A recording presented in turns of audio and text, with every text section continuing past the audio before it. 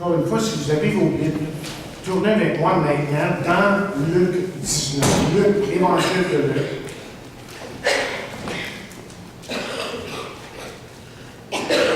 Et nous allons lire quelques versets à partir du verset 35. Luc 19.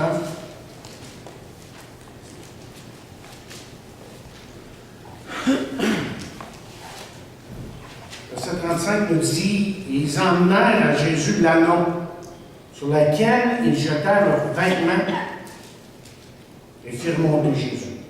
Quand il fut en marche, les gens étendirent plutôt leurs vêtements sur le chemin. Et lorsque déjà il approchait de Jérusalem vers la descente de la montagne des Oliviers, toute la multitude des disciples, saisis de joie, se mit à louer Dieu à haute voix pour tous les miracles qu'ils avaient vus.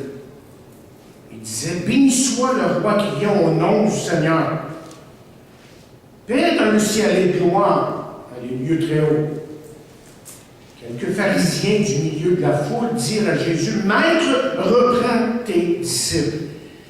Il répondit, je vous le dis, s'ils se taisent, les pierres crieront. Prions. Père, encore une fois, merci pour ta parole.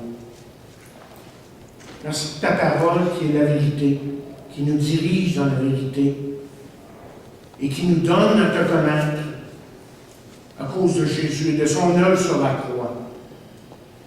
Et nous prions que ce matin, encore une fois, tu puisses vraiment disposer nos cœurs.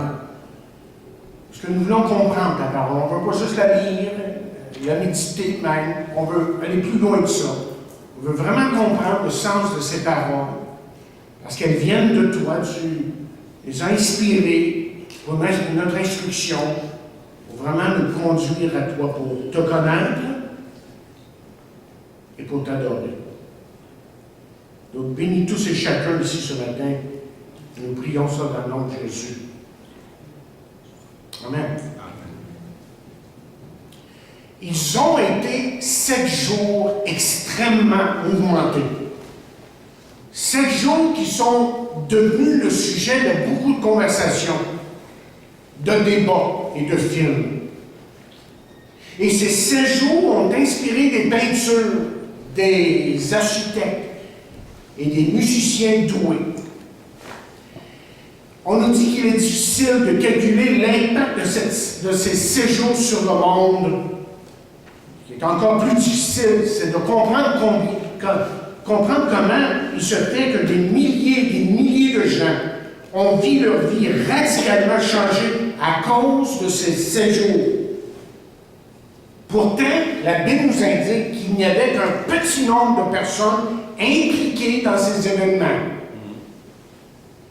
Et la question que je vous pose en commençant ce matin est la suivante. Qu'est-ce qui s'est passé durant ces 7 jours? 7 jours qui débutent par le dimanche qu'on dit des rameaux et qu'on appelle la semaine 5. Permettez-moi pour commencer là, de vous donner un résumé de ce qui est arrivé dans ces 7 jours. 7 jours. Le premier jour était un dimanche et là, nous voyons Jésus qui entre à Jérusalem sur un ânon sous les acclamations, des gens qui disent « Hosanna, béni soit celui, béni soit le roi ».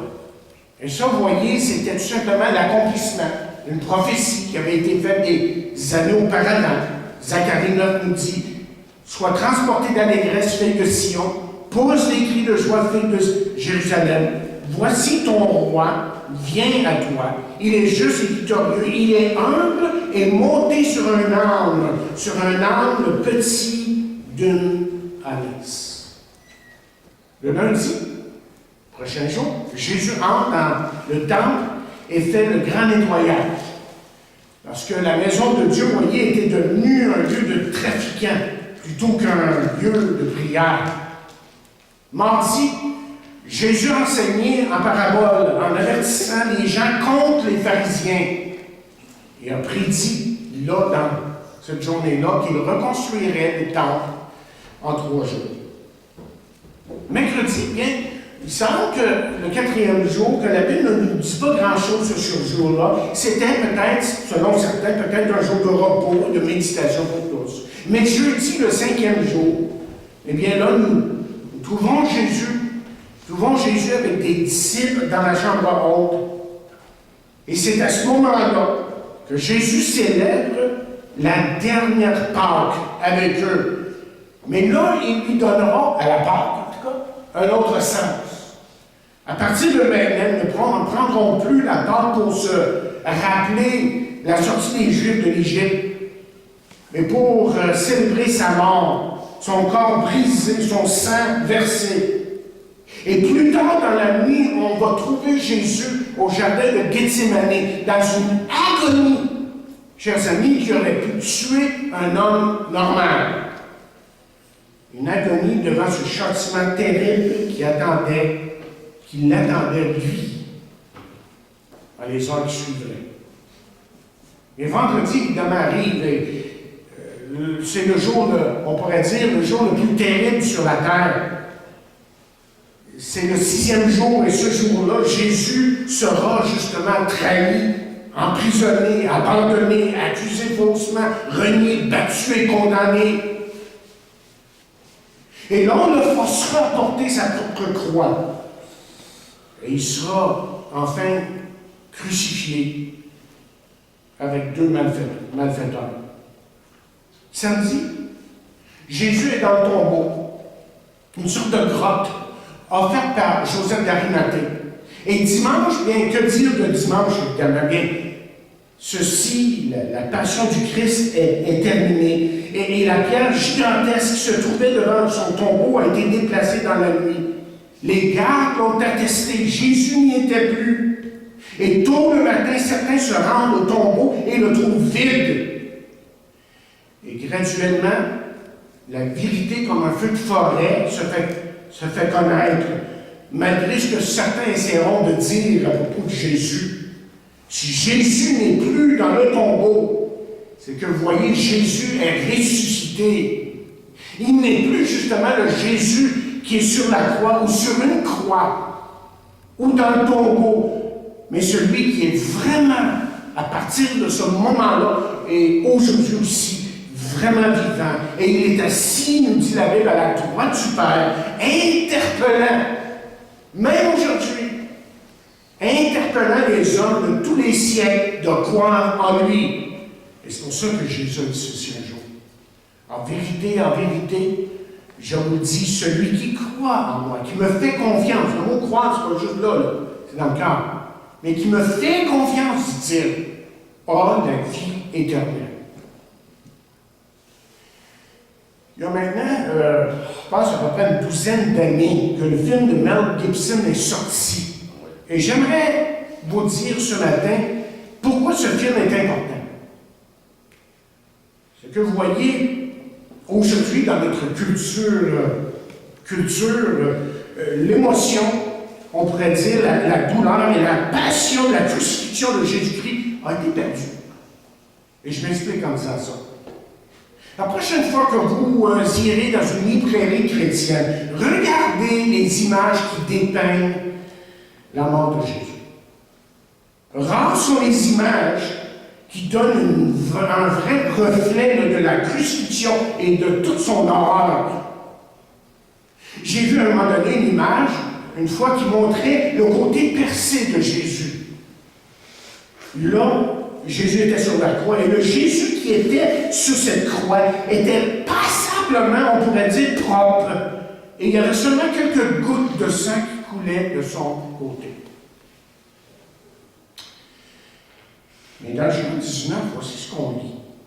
Mais un des soldats lui perça le côté avec une lance, et aussitôt il sortit du sang et de l'eau. Et le mot perçon ou percé là, en grec parle d'une profonde incision, une incision qui est mortelle et qui fait couler beaucoup de sang. Ça, vous voyez, c'était le résultat d'un coup d'épée qui normalement passe à travers le corps. Et malheureusement, les films d'Hollywood ne font pas justice à la mort de Jésus. La Passion du Christ, ce film que Mel Gibson a fait, évidemment, nous montre que les soldats ont frappé Jésus plusieurs fois sur la tête lorsqu'ils lui ont posé des couronnes, ou la couronne d'épines. Et ils ont battu Jésus de verge. Et l'histoire nous dit bien que certains mouraient de ça avant d'être crucifiés. C'était tellement difficile. Mais il ne faut pas oublier que Jésus, comme le film de Mel Gibson nous démontre, oui, a été battu constamment avant, dans le prétoire, là, constamment avant et en allant vers la croix, avant de se faire crucifier. Et si vous avez vu le film, vous comprendrez pourquoi que ce film-là ne doit pas être vu par n'importe qui. Mais comprenez ceci. Ce film, bien qu'il nous montre la violence terrible qui a pu endurer la crucifixion de Jésus, avait aussi un objectif extrêmement important. C'est que ce film veut dire à quiconque veut bien entendre que tout ça, cette souffrance terrible que Jésus a subie, était le fruit de l'amour insondable de Dieu, de la puissance de l'amour rédemptrice de Jésus-Christ. Parce que Jésus l'a bien dit, je pense que je l'ai cité la semaine dernière, ce verset. Jésus a bien dit à un moment donné, personne ne me l'autre en parlant de sa vie, évidemment. Mais je la donne moi-même. J'ai le pouvoir de la donner, j'ai le pouvoir de la reprendre. Tel est l'ordre que j'ai reçu du Père, dit-il. Donc, le sacrifice qu'on a sur la croix, ce n'est pas n'importe quoi, mais c'est vraiment le reflet, vous voyez, de l'amour de Dieu pour le monde et de l'amour de Dieu pour vous et pour moi. Et c'est pour ça que l'apôtre Jean, qui parle beaucoup d'amour, évidemment, va nous dire dans son épître que l'amour de Dieu a été manifesté envers nous en ce que Dieu a envoyé son Fils unique dans le monde afin que nous vivions par lui. Et cet amour consiste non point en ce que nous avons, nous, aimé Dieu. Non, il dit non. Mais en ce qu'il nous a aimés et envoyé son Fils comme victime expiatoire pour nos péchés. Ce que j'aimerais faire dans les semaines à venir, j'aimerais vous parler de la passion du Christ. Pour le moment, là, nous allons nous concentrer sur l'entrée triomphale de Jésus à Jérusalem, le premier jour de la semaine, sainte. Et pour commencer, disons que c'est une journée de contraste, une journée d'Hosanna. Mais c'est aussi une journée de larmes, de tragédie et de triomphe. Regardons la tragédie. Parce qu'il y a une tragédie ici, là, le dimanche de Rameau.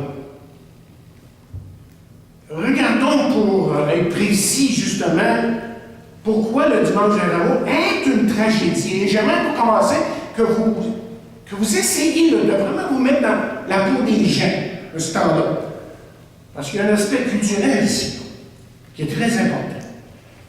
Essayons de ressentir l'émotion qu'ils ont vraiment vécu, ces gens-là, ce jour-là. Vous voyez, il y avait d'abord beaucoup d'excitation à la Pâque, à Jérusalem. On nous dit, si je ne me trompe pas, j'ai lu à quelque part qu'il pouvait y avoir jusqu'à 2 millions à Jérusalem à ce moment-là. C'était du monde. Et la ville était un dixième de ça. À peine. À peine. Et c'est une excitation qui était tout à fait naturelle durant ce temps de l'année. Mais on dirait que là, que l'émotion était montée d'un décibel ou d'un cran à cause de Jésus. Il y a quelque chose d'important qui va se passer ici. Et on lit ceci dans Luc 19, verset 37. Et lorsque déjà il approchait de Jérusalem, vers la descente de la montagne des Oliviers, toute la multitude des disciples, saisis de joie, se mit à louer Dieu à haute voix pour tous les miracles qu'ils avaient vus.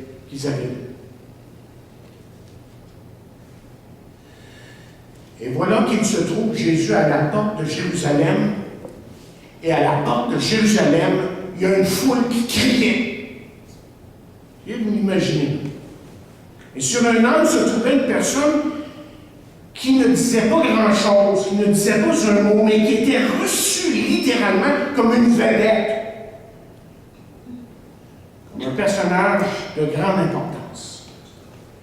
Et en rentrant par la porte de la ville, on dirait que les cris ont continué à s'intensifier. Et ils ont dit, Hosanna au Fils de Dieu, béni soit celui qui vient au nom du Seigneur. Hosanna dans les lieux très hauts, on s'est crié. Et là, on commence, selon le texte, à jeter des feuilles de palmier par terre, comme si on lui offrait un tapis rouge. Et certains commencent à prendre littéralement n'importe quoi, et ils jettent par terre même ce qu'ils ont sur le dos, et ils continuent à crier Hosanna, ce qui signifie sauve-nous maintenant. C'est important ce qu'il dit là. Sauve-nous maintenant. Et l'air est rempli d'anticipation. Car les gens s'attendent à un événement. Ils s'attendent vraiment à un événement majeur ici. Comme celui d'un roi qui prend son trône. Et la foule continue à le suivre. Et finalement, celui qui est sur l'âne descend de celui-ci. Et là, tout d'un coup, il se trouve dans le temple, le lieu le plus sacré pour un juif. Quel geste propice, justement, pour celui qui va prendre le trône, se disent ceux qui sont là dans la foule. Ça va dans le temple, c'est propice en tant que geste. Et donc, l'anticipation, vous voyez, est à son maximum ici. La foule continue à épier chacun de ses gestes. On le regarde, on l'examine. Et quelques-uns, j'imagine, regardent même vers le ciel, car ils pensent qu'à ce moment-là, il pourrait y avoir un signe qui vient du ciel. Après tout, ce n'est pas n'importe qui est arrivé ici, qui venait d'arriver sur l'âne, mais le Messie, c'est le Christ, c'est le roi.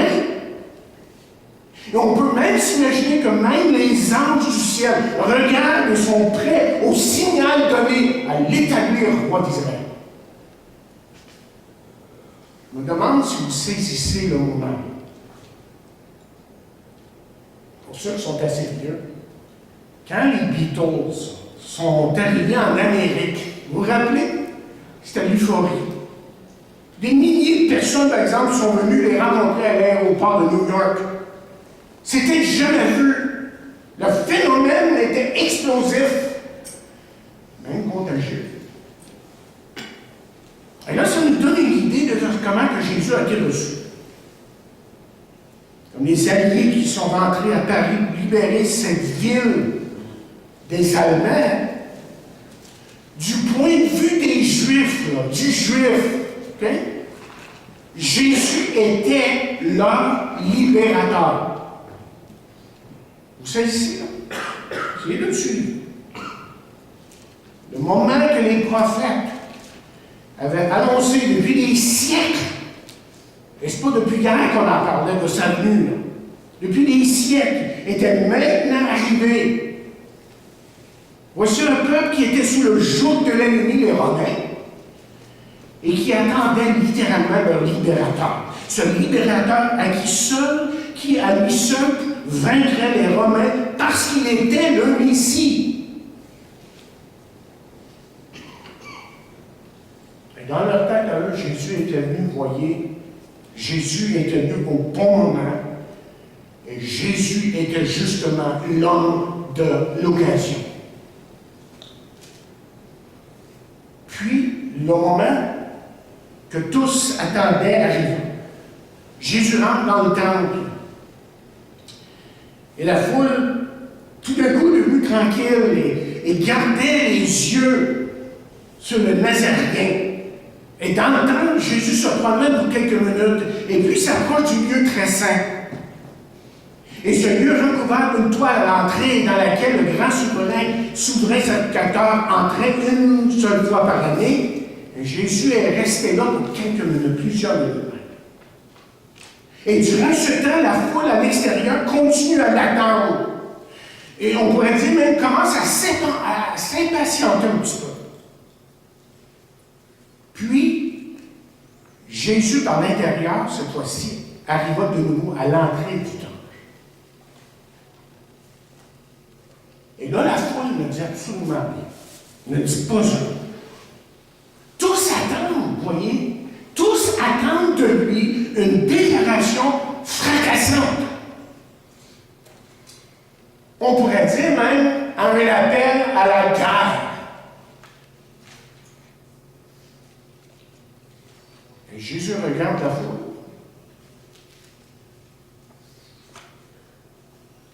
Et il se dirige vers là. Jésus ne dit pas un mot. Et il s'en va à la chambre haute avec ses disciples. Vous savez ce qui est arrivé ici? Absolument rien. Absolument rien. La foule, elle reste étonnée, mais n'en croit pas que c'est juste ce qui vient d'arriver. Elle qui s'attendait à quelque chose de renversant, de retentissant. Et peu à peu, la foule se dissipe. Simplement.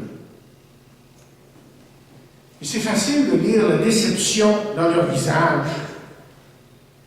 Cette foule ici n'en revient tout simplement pas. Les cris et les hauts-salons ont complètement cessé.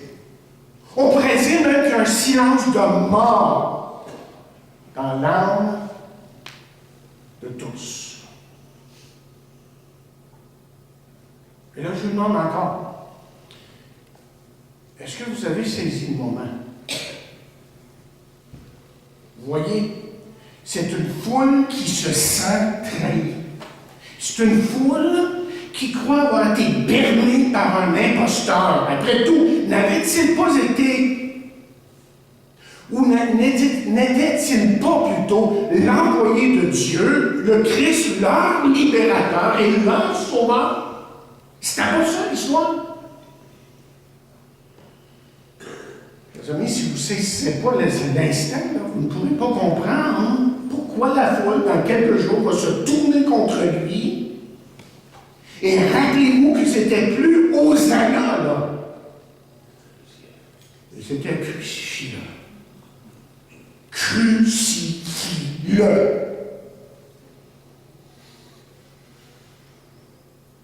C'est évident que la foule avait une différente conception des choses. Vous voyez, la foule, elle, aurait voulu un gagnant, un Alexandre le Grand, ou un Napoléon. Mais il y a deux choses que je veux que vous voyez ici. Il y a l'attente d'un peuple, c'est-à-dire que le peuple désire un roi pour affronter les Romains. Un roi qui les mènerait à un triomphe, à une sorte de David. On a parlé beaucoup de David dans les dernières semaines. On s'attendait à ça. Mais là, il y a un autre côté qu'il faut voir. La passion du Christ. Et les deux idées, les deux conceptions étaient complètement opposées. Le peuple, vous savez, voulait lui donner la couronne, la royauté. Mais Jésus savait, lui, qu'avant la couronne, il fallait qu'il passe par la croix.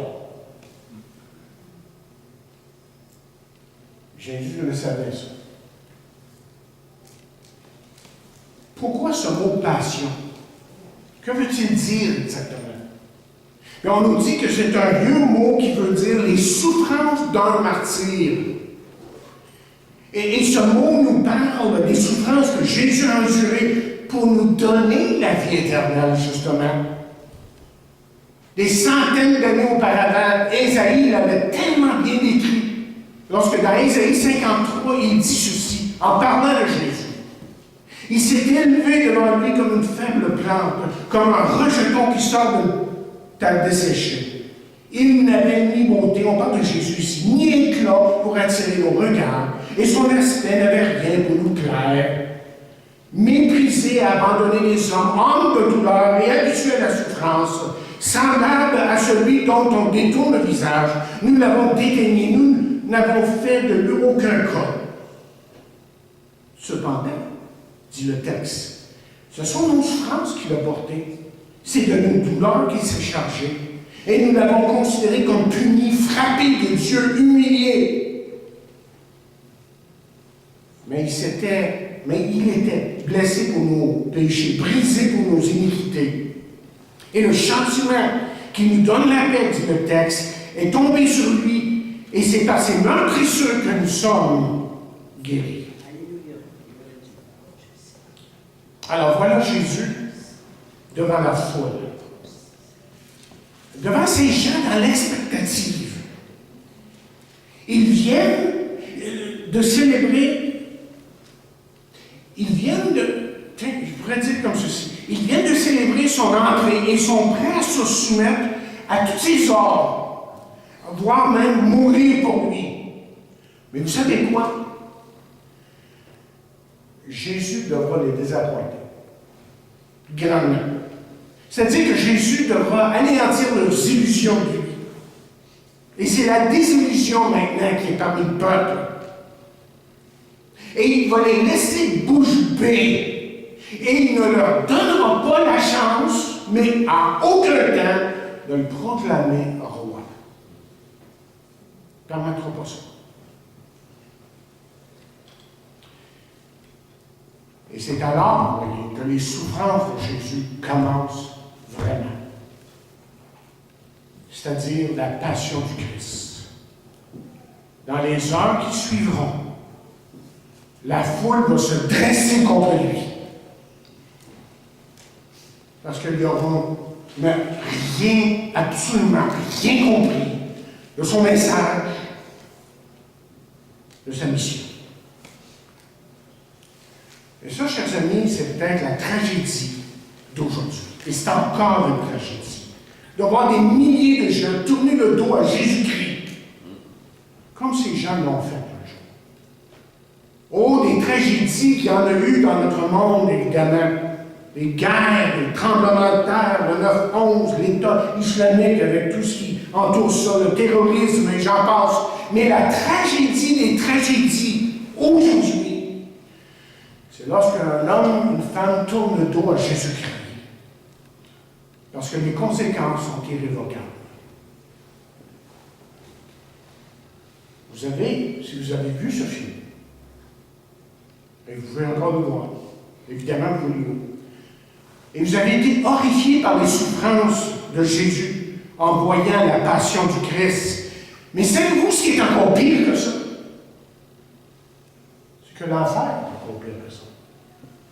Parce que la Bible nous dit ceci. Il en sera de même à la fin du monde. Et les anges viendront séparer les méchants avec les justes. Et ils les jetteront dans la fournaise ardente, où il y aura, dit la Bible, des pleurs et des grincements de dents. C'est une image terrible. Terrible. OK, parlons maintenant du triomphe.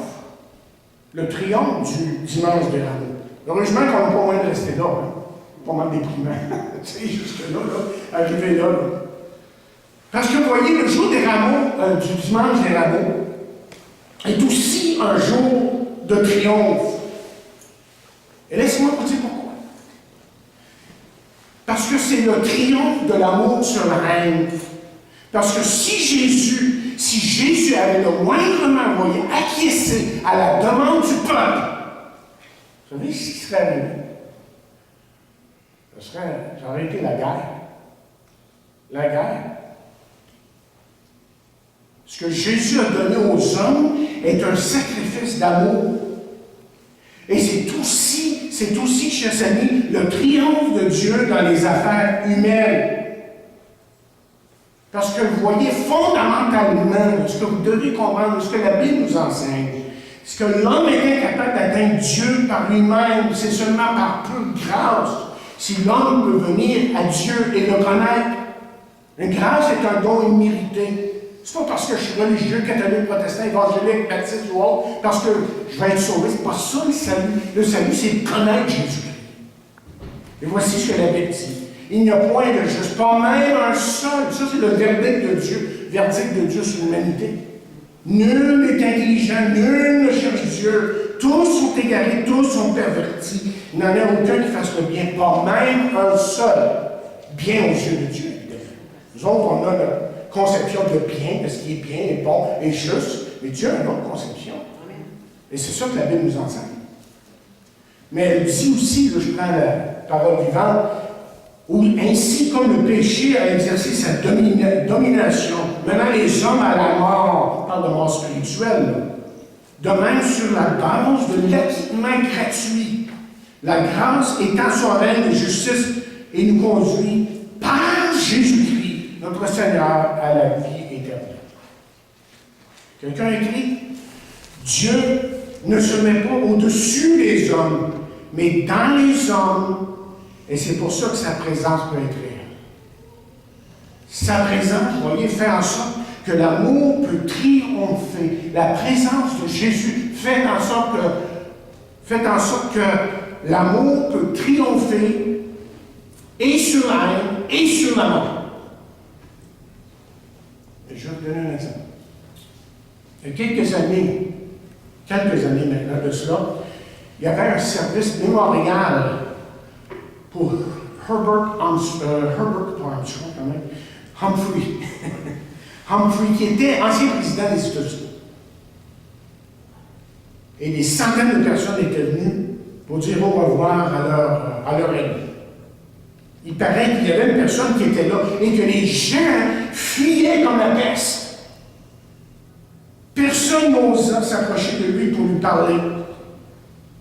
La personne qui c'était?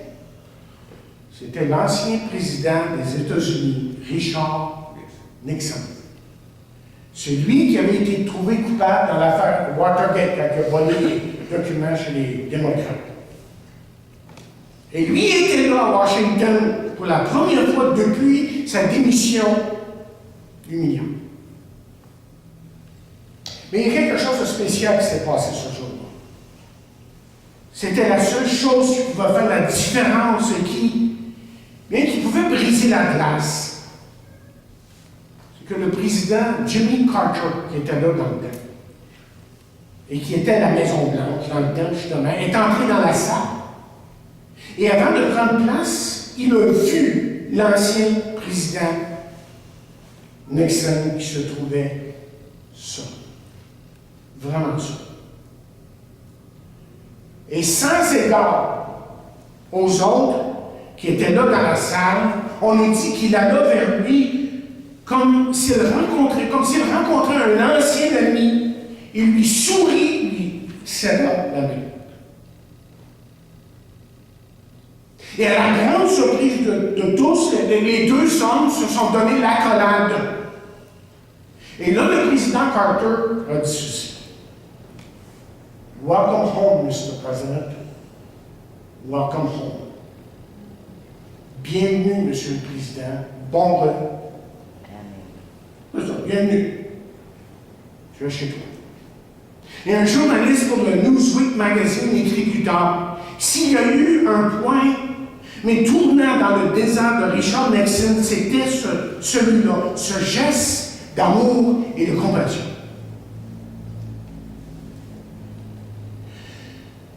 Chers amis, le point tournant, c'est le geste d'amour que Dieu a posé pour nous par son Fils. C'est notre triomphe. C'est un triomphe parce que Jésus, voyez, à cause de nos péchés, de nos faiblesses, a pris notre place à la croix. C'est nous qui aurions dû être à la croix, là. Et avez-vous remarqué une chose, là? Le premier jour, lorsqu'il était devant la foule, il ne fait aucun reproche. Absolument aucun reproche. Et plus tard, sans faire de reproche, il se rend sur le mont du Calvaire pour mourir. Écoutez bien ce que je vais vous dire. C'est le nœud du message. Okay? Écoutez bien. Jésus a choisi, chers amis, d'ignorer la foule pour nous. C'est ça qui est arrivé ici. Jésus a choisi d'ignorer la foule et les demandes de la foule, et ce que la foule voudrait, ce que les gens voulaient pour nous. Le président Nixon, autant que je le sache, ne méritait absolument pas quoi que ce soit, il ne méritait pas quoi que ce soit, et nous, devant Dieu, nous ne méritons absolument rien de lui, mais il dit, comme Jimmy Carter a dit à Nixon, reviens. Reviens. Reviens à la maison. Et ça, chers amis, c'est le vrai message du triomphe du dimanche des Rameaux. Ça, c'est vraiment le message. En terminant, je veux que vous regardiez votre vie. Qu'avez-vous fait de l'amour, de la passion du Christ? On se rappelle cette scène lorsque Jésus se trouvait devant la foule à côté de Pilate. Vous vous rappelez de la scène? Vous l'avez vu dans Jésus de Nazareth. Et Jésus est déjà rendu à l'extrême parce qu'on vient de le fouetter 39 fois. C'est quand même à l'extrême. Et on le sent là même trembler tellement qu'il souffre. Et Pilate, lui, s'adresse à la foule. Et là, il parle, il s'est mis à parler à Jésus. Et voici ce qu'il dit. Il dit, ne sais-tu pas que j'ai le pouvoir de te crucifier et que j'ai le pouvoir de te relâcher? Et vous vous rappelez la réponse de Jésus? Oh non, oh non. Trop aucun pouvoir sur moi. Il n'a pas dit ça, mais ça a voulu dire ça. Il dit, tu n'aurais sur moi aucun pouvoir s'il ne t'avait été donné d'en haut. Si Dieu ne t'avait pas donné ce pouvoir-là, tu n'auras aucun pouvoir sur moi. Vous voyez, Jésus a donné sa vie pour vous. Alors, je vous demande encore, il a vraiment donné sa vie pour vous, il a vraiment souffert pour vous, il a versé son sang pour vous. Qu'est-ce que vous avez fait de cet amour? D'abord, l'avez-vous reçu? L'avez-vous saisi? Ou est-ce que c'est juste une belle histoire qu'on célèbre à Pâques, comme on célèbre Noël? Puis c'est vrai, même il y a des petites lampes qui coulent de temps en temps. C'est tellement une belle histoire, c'est chouette. Mais c'est pas ça l'histoire de Noël, c'est pas ça le Pâques. Pâques, c'est d'embraser Jésus-Christ, de recevoir Jésus-Christ, c'est de faire confiance à Jésus-Christ et de lui dire, Seigneur, maintenant, je comprends que tu as tout fait ça pour moi. Et ça, vous voyez, cet amour-là qu'on reçoit personnellement, parce qu'on ne naît pas chrétien, on devient chrétien. Je ne suis pas né marié en 1974, le 21 décembre, j'ai dit oui, elle m'a dit oui. Et c'est comme ça les chrétiens. On devient chrétien.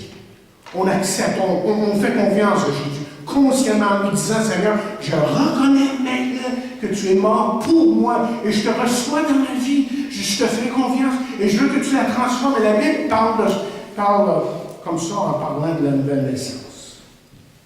Et c'est le seul amour qui, ce matin, peut vraiment guérir vos soucis. Vous avez des soucis, venez à Jésus. Vous avez des craintes, venez à Jésus. Vous avez de la peine, vous cherchez vraiment la paix intérieure. Il y a juste Jésus qui donne cette paix-là. Ce n'est pas tous les trucs qu'on place dans l'Internet, dans les journaux, la radio, tu vas trouver une paix. Non, c'est ça. Non.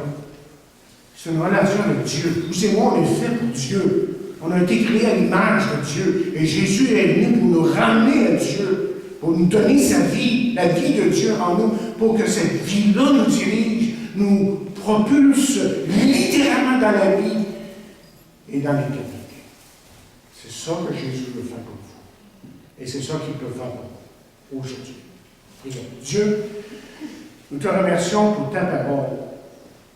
Et nous prions que ta parole ce matin puisse franchir nos cœurs et que l'amour de Christ continue à nous changer. Venons à toi, humblement, sachant que tu nous aimes et que tu nous appelles à ton merveilleux salut. Nous prions ça dans le nom de Jésus.